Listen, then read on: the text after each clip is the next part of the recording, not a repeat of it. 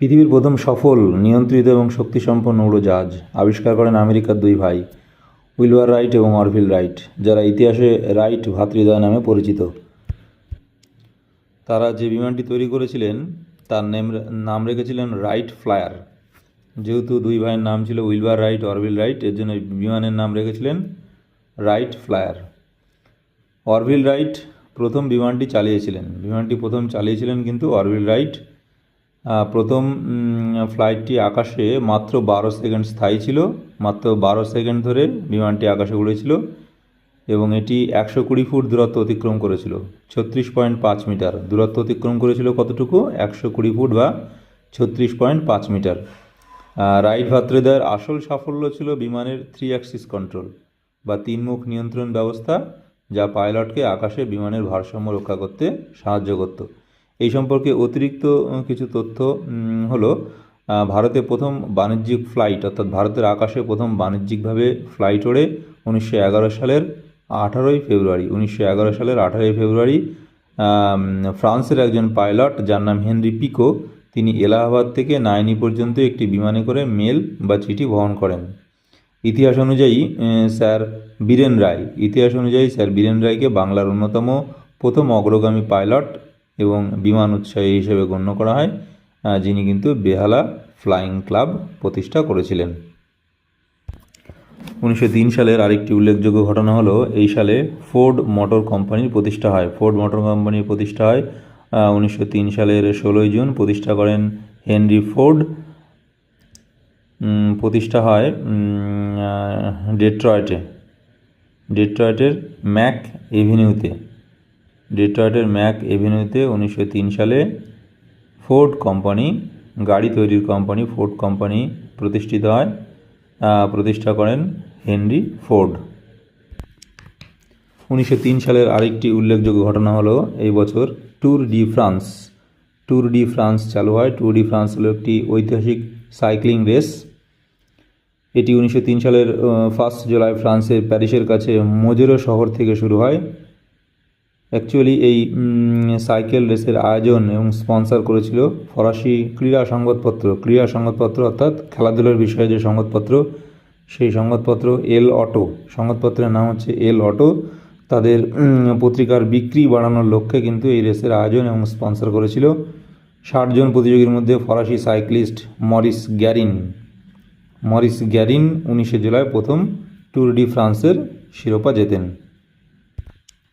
1903 সালের আরেকটি উল্লেখযোগ্য ঘটনা হলো পানামা খাল চুক্তি।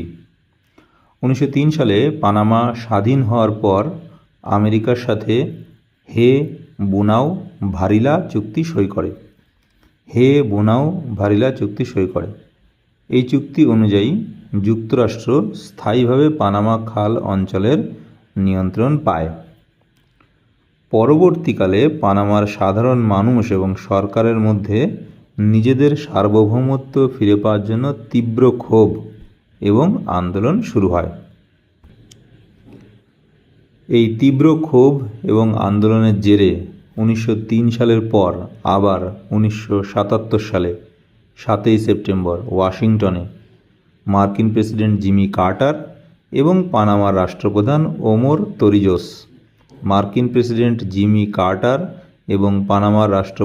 ওমর তোরিজোস দুটি ঐতিহাসিক চুক্তিতে স্বাক্ষর করেন। প্রথম চুক্তি কী ছিল? প্রথম চুক্তি অনুযায়ী 1999 সালের 31 ডিসেম্বর দুপুর 12টার মধ্যে 1977 বসে চুক্তি হচ্ছে যে 1999 সালের 31 ডিসেম্বর দুপুর 12টার মধ্যে মার্কিন যুক্তরাষ্ট্র পানামা খালের সম্পূর্ণ নিয়ন্ত্রণ এবং পরিচালনা ব্যবস্থা পানামা সরকারের স্বায়ত্তশাসিত সংস্থা পানামা ক্যানাল অথরিটি এর কাছে কিন্তু হস্তান্তর করবে।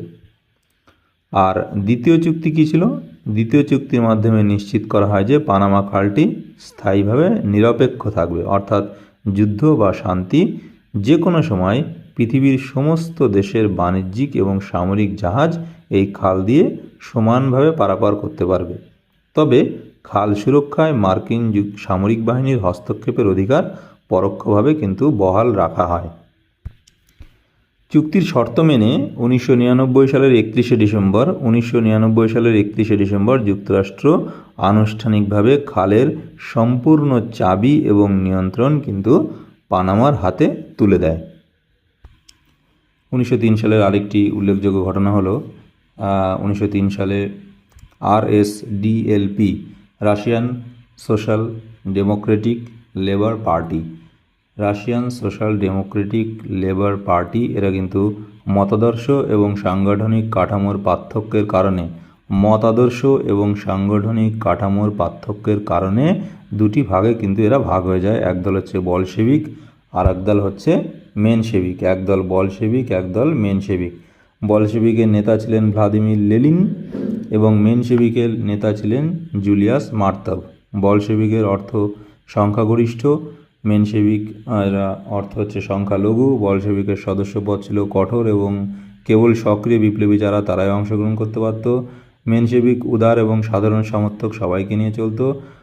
বলশেভিকের লক্ষ্য ছিল সরাসরি সমাজতান্ত্রিক বিপ্লব এবং মেনশেভিকের লক্ষ্য ছিল ধাপে ধাপে গণতান্ত্রিক সংস্কার।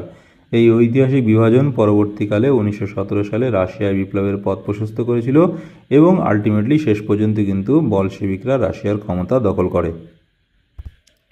1903 সালের আরেকটি উল্লেখযোগ্য ঘটনা হলো তিব্বতে ব্রিটিশ অভিযান, যা ইয়াং হাজব্যান্ড অভিযান নামে পরিচিত। এই অভিযানের নাম ইয়াং হাজব্যান্ড অভিযান হওয়ার একটি কারণ হলো ব্রিটিশ সরকারের পক্ষ থেকে এই অভিযানের যিনি নেতৃত্ব দিয়েছিলেন তার নাম কর্নেল ফ্রান্সিস ইয়াং হাজব্যান্ড। 1903 সালের ডিসেম্বর মাসে শুরু হওয়া এই অভিযান 1904 সালের সেপ্টেম্বর মাস পর্যন্ত কিন্তু স্থায়ী হয়েছিল। এই অভিযানের মূল কারণ কী ছিল? তৎকালীন ব্রিটিশ ভারতের ভাইসরয় লর্ড কার্জন আশঙ্কা করছিলেন যে রাশিয়া তিব্বতের ত্রয়োদশ অর্থাৎ 13তম দলাই লামার সঙ্গে গোপনে চুক্তি করে ভারতের উত্তর সীমান্তে নিজেদের আধিপত্য বিস্তার করতে পারে। এই ভূ রাজনৈতিক প্রতিদ্বন্দ্বিতা অর্থাৎ এই যে এই উদ্বেগ থেকে কিন্তু ভীত হয়ে লর্ড কার্জন কিন্তু তিব্বতে অভিযান করেছিলেন। হিমালয়ের প্রতিকূল আবহাওয়া এবং উচ্চতার কথা মাথায় রেখে ব্রিটিশরা এই অভিযানে গোর্খা, শিখ এবং পাঠান সৈন্যদের অন্তর্ভুক্ত করে। 1904 সালের শুরুতে চুমিক শেংকো নামক তিব্বতী বাহিনী ব্রিটিশদের পথ অবরোধ করে। তিব্বতের কাছে ছিল সাধারণ তলোয়ার, পুরনো আমলের বন্দুক, অন্যদিকে ব্রিটিশদের কাছে ছিল আধুনিক ম্যাক্সিম মেশিনগান রাইফেল। আলোচনায় ব্যর্থের পর মাত্র 4 মিনিটের গুলিবর্ষণে প্রায় 700 তিব্বতী সৈন্য নিহত হয়। লাসা চুক্তিতে কি বলা হয়? ব্রিটিশ বাহিনী তিব্বতের রাজধানী লাসায় যখন প্রবেশ করে তখন দলাই লামা পালিয়ে যায়। পরবর্তীকালে 1904 সালের আগস্ট মাসে তিব্বতের প্রতিনিধিদের উপর একটি একতরফা চুক্তি চাপিয়ে দেওয়া হয়। এই চুক্তি লাসা চুক্তি নামে পরিচিত। এই চুক্তির মাধ্যমে তিব্বতে ব্রিটিশরা বাণিজ্যিক সুবিধা লাভ করে এবং ব্রিটিশদের অনুমতি ছাড়া অন্য কোনো বিদেশি শক্তির সাথে তিব্বতের সম্পর্ক সম্পূর্ণ নিষিদ্ধ করা হয়। এই অভিযানের পরোক্ষ সুবিধা কিন্তু নিয়েছিল চীন। এই অভিযানের ফলে তিব্বতের শক্তি দুর্বল হয়ে পড়ে এবং পরবর্তীকালে চীনের চিং রাজবংশ কিন্তু তিব্বতের উপর সরাসরি নিয়ন্ত্রণ প্রতিষ্ঠার সুযোগ পেয়ে যায়। 1903 সালের আরেকটি উল্লেখযোগ্য ঘটনা হলো এই সালে মেরি কুরি প্রথমবার পদার্থবিজ্ঞানে নোবেল পুরস্কার লাভ করেন। মেরি কুরি তার স্বামী পিয়ের কুরি এবং তেজস্ক্রিয়তার আবিষ্কারক অরি বেকেরেলের সঙ্গে যৌথভাবে নোবেল পুরস্কার পান। এর মাধ্যমে ইতিহাসের প্রথম নারী হিসেবে নোবেল পুরস্কার জেতার গৌরব তিনি অর্জন করেন। 1903 সালে নোবেল পুরস্কারের মূল তথ্য বিষয় পদার্থবিজ্ঞান, গবেষণা, তেজস্ক্রিয়তা বা বিকিরণ সংক্রান্ত স্বতঃস্ফূর্ত ঘটনা, রেডিয়েশন ফেনোমেনা এর উপর আবিষ্কার ও যৌথ গবেষণা। যৌথ বিজয়ী এই পুরস্কারটি তার স্বামী পিয়ের কুরি এবং ফরাসি বিজ্ঞানী অরি বেকেরেলের সাথে যৌথভাবে তিনি ভাগ করে নেন। পুরস্কারের অর্ধেক পান অরি বেকেরেল এবং বাকি অর্ধেক কুরি দম্পতি নিজেদের মধ্যে ভাগ করে নেন। এই অর্জনের মাধ্যমে তিনি পৃথিবীর প্রথম নারী হিসেবে কিন্তু নোবেল বিজয়ী হন। পরবর্তীকালে 1911 সালে তিনি আবার রসায়নে বিশুদ্ধ রেডিয়াম পৃথকীকরণের জন্য দ্বিতীয়বার কিন্তু নোবেল পুরস্কার পান, যা তাকে বিজ্ঞানের দুটি ভিন্ন শাখায় নোবেল পাওয়া একমাত্র ব্যক্তিতে পরিণত করে। 1903 সালে একটি নির্বাক সিনেমা, প্রথম নির্বাক সিনেমা যেটি তৈরি হয় তার নাম হচ্ছে the great train robbery. The great train robbery মানে হচ্ছে ট্রেন ডাকাতি। পরিচালক ছিলেন Edwin S Porter. Edwin S Porter. কোন দেশ থেকে এটি তৈরি হয়? মার্কিন যুক্তরাষ্ট্র। এর স্থায়িত্ব ছিল 12 মিনিট। স্থায়িত্ব ছিল কতক্ষণ? 12 মিনিট। এটি সিনেমার ইতিহাসে প্রথম সফল ন্যারেটিভ চলচ্চিত্র। সিনেমাটি বিশ্বজুড়ে দারুণ বাণিজ্যিক সাফল্য পায় এবং সিনেমা হলের জনপ্রিয়তা বাড়িয়ে তোলে। এই প্রসঙ্গে বলে রাখা যায়, প্রথম ভারতীয় নির্বাক ছবি হচ্ছে রাজা হরিশ্চন্দ্র, যেটি 1913 সালে, অর্থাৎ 1903 সালের প্রায় 10 বছর পর, প্রায় না, 1903 সালের 10 বছর পর কিন্তু প্রথম ভারতীয় নির্বাক ছবি রাজা হরিশ্চন্দ্র তৈরি হয়। পরিচালক ছিলেন দাদা সাহেব ফালকে। 1903 সালের আরেকটি উল্লেখযোগ্য ঘটনা হলো দিল্লির দরবার। 1903 সালের দিল্লি দরবার, যাকে আনুষ্ঠানিকভাবে দ্য করোনেশন দরবার বা রাজ্যাভিষেকের দরবার বলা হয়, যা ছিল ব্রিটিশ ভারতের ইতিহাসে অন্যতম জাঁকজমকপূর্ণ এবং ব্যয়বহুল একটি গণসমাবেশ। 1903 সালের 1 জানুয়ারি প্রায় 2 সপ্তাহ ধরে লর্ড কার্জনের পরিকল্পনায় প্রায় 2 সপ্তাহ ধরে দিল্লির প্রগতি ময়দানে এই দরবার অনুষ্ঠিত হয়েছিল। ব্রিটেনের রানী ভিক্টোরিয়ার মৃত্যুর পর তার পুত্র রাজা সপ্তম এডওয়ার্ড, কিং এডওয়ার্ড 7 এবং রানী আলেকজান্দ্রা ব্রিটিশ সাম্রাজ্যের নতুন সম্রাট এবং সাম্রাজ্ঞী হিসেবে কিন্তু সিংহাসনে বসেন। তাদের ভারতের সম্রাট এবং সাম্রাজ্ঞী হিসেবে ঘোষণা করতে এই বিরাট দরবারের আয়োজন করা হয়। যদিও রাজা সপ্তম এডওয়ার্ড নিজে এই অনুষ্ঠানে উপস্থিত ছিলেন না, তার প্রতিনিধি হিসেবে তার ছোট ভাই এবং রাজপরিবারের অন্যান্য সদস্যরা কিন্তু সস্ত্রীক ইংল্যান্ড থেকে ভারতে এসেছিলেন।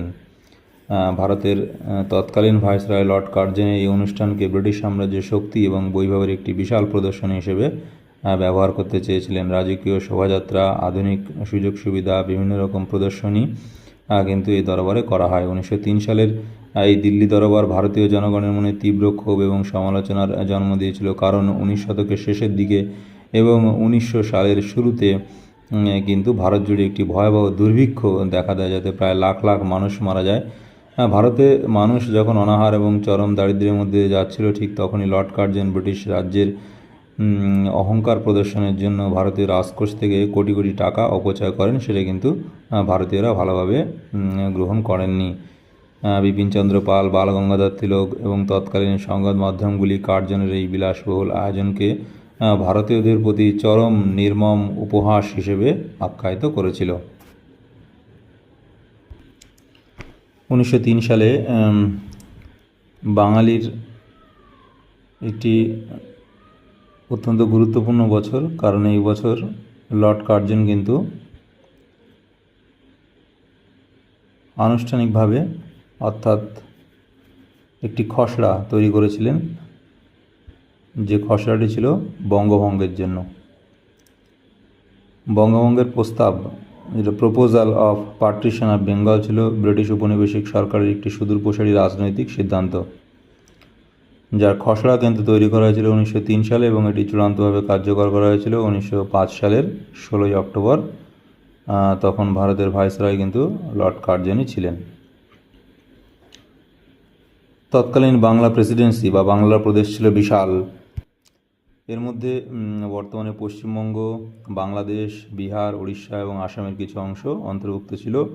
ব্রিটিশরা যুক্তি দিয়েছিল যে প্রায় 8 কোটি জনসংখ্যার এত বড় একটি বিশাল প্রদেশ একজন মাত্র গভর্নরের পক্ষে সুশাসন করা অসম্ভব। তাই প্রশাসনিক কাজের সুবিধার জন্য বাংলাকে 2টি ভাগে ভাগ করার প্রস্তাব দেওয়া হয়। 1903 সালের 1 জুন লর্ড কার্জন আনুষ্ঠানিকভাবে একটি আঞ্চলিক পুনর্গঠনের প্রস্তাব সংক্রান্ত একটি খসড়া নোট তৈরি করেন। 1903 সালের ডিসেম্বরে ভারত সচিব সেন্ট জন ব্রডরিক এই পরিকল্পনায় কিন্তু অনুমোদন দেন এবং সাধারণ মানুষের পর্যালোচনার জন্য এটি প্রকাশ করা হয়। 1903 সালের ডিসেম্বরে ভারত সচিব সেন্ট জন ব্রডরিক এই পরিকল্পনায় অনুমোদন দেন এবং সাধারণ মানুষের পর্যালোচনার জন্য কিন্তু এটি প্রকাশ করা হয়। প্রশাসনিক সুবিধার কথা বলা হলেও ব্রিটিশদের আসল উদ্দেশ্য ছিল অত্যন্ত সংকীর্ণ এবং রাজনৈতিক। প্রথম কথা ছিল জাতীয়তাবাদ ধ্বংস করা। কলকাতা এবং গোটা বাংলা, যারা জাতীয়তাবাদী চিন্তাভাবনার উৎস, ব্রিটিশ বিরোধী সংগ্রামের যেটা কেন্দ্রবিন্দু, সেই বাংলাকে ভাগ করে বাঙালির ঐক্য এবং শক্তিকে দুর্বল করাই তাদের উদ্দেশ্য ছিল। ডিভাইড এবং রুল একটা পলিসি ব্রিটিশরা চালু করেছিল, যেখানে হিন্দু ও মুসলমানের মধ্যে সাম্প্রদায়িক ফাটল তারা তৈরি করতে চেয়েছিল। লর্ড কার্জন 1904 সালে পূর্ববঙ্গ অর্থাৎ বর্তমানে যে বাংলাদেশ সেখানে তিনি সফর করেন এবং সেখানকার মুসলমানদের বোঝানোর চেষ্টা করেন যে নতুন প্রদেশ হলে তারা শিক্ষা দীক্ষা এবং চাকরিতে কিন্তু বেশি সুযোগ পাবে।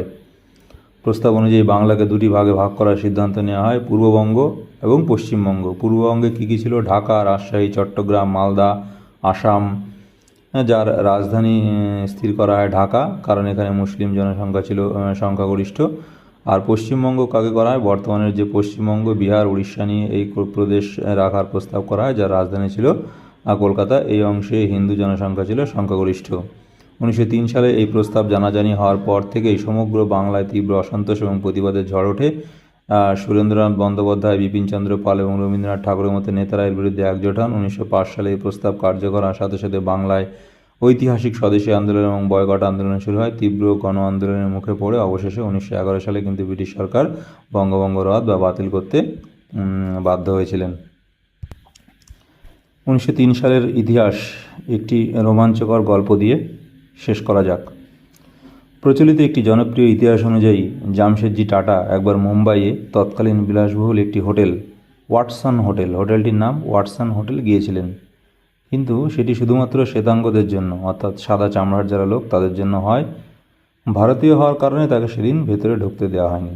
এই বর্ণবাদী অপমানের জবাব দিতে তিনি এমন একটি হোটেল তৈরি করার সিদ্ধান্ত নেন যা জাতি ধর্ম নির্বিশেষে সমস্ত মানুষের জন্য উন্মুক্ত থাকবে এবং যা ভারতের গৌরব বৃদ্ধি করবে। এই হোটেলটি হলো the Taj Mahal palace hotel, the Taj Mahal palace, যেটি কিন্তু 1903 সালের 16 ডিসেম্বর প্রথমবার অতিথিদের জন্য উন্মুক্ত করে দেন ভারতের অন্যতম শীর্ষ শিল্পপতি জামশেদজি টাটা। এটি অবস্থিত ভারতের মহারাষ্ট্র অঙ্গরাজ্যের মুম্বাই শহরের কোলাবা অঞ্চলে। হোটেলটির নকশা তৈরি করেছিলেন ভারতীয় স্থপতি সীতারাম খান্ডেরা এবং DN মির্জা। 1903 সালে এটি তৈরি করতে তৎকালীন সময়ে প্রায় 4 কোটি টাকার বেশি খরচ হয়েছিল। এটিই ছিল ভারতের প্রথম হোটেল যেখানে বৈদ্যুতিক আলো, আমেরিকান পাখা, জার্মান লিফট এবং তুর্কি বাথরুমের ব্যবস্থা ছিল। এটিই ছিল ভারতের প্রথম হোটেল যা সম্পূর্ণ নিজস্ব লাইসেন্সপ্রাপ্ত বার এবং শহরের প্রথম 24 ঘন্টা খোলা রেস্তোরাঁ। প্রথম বিশ্বযুদ্ধের সময় অর্থাৎ 1914 থেকে 18 সালের সময় এই হোটেলটিকে সাময়িকভাবে 600 শয্যা বিশিষ্ট একটি সামরিক হাসপাতালে রূপান্তর করা হয়েছিল। স্বাধীনতা আন্দোলনের সময় মহাত্মা গান্ধী, জওয়াহরলাল নেহরু, মোহাম্মদ আলী জিন্নাহ থেকে শুরু করে পরবর্তী সময়ে Lord Mountbatten, Bill Clinton, the Beatles ব্যান্ডের মতো বিশ্ববিখ্যাত ব্যক্তিত্বরা কিন্তু এই হোটেলে অবস্থান করেছেন।